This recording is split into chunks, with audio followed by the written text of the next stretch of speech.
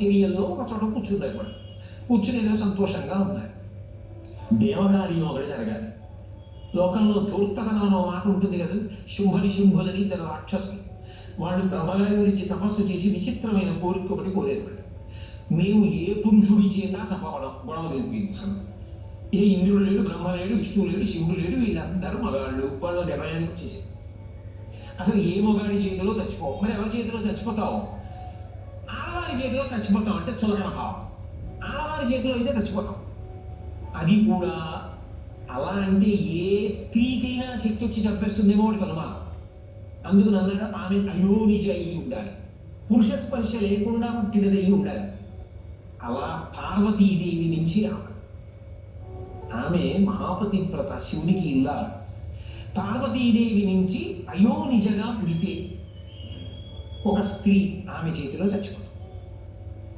ఇప్పుడు దేవతల కోరిక తీరాలి. అక్కడ శుంభులు విజృంభించి ప్రవర్తిస్తున్నారు. ఆ కోరిక తీరాలంటే పార్వతీదేవి ఎందు అటువంటి అయోనిజ తన ఆమె శరీరం నుండి పుట్టేటట్టుగా సంకల్పం చేయించాలి.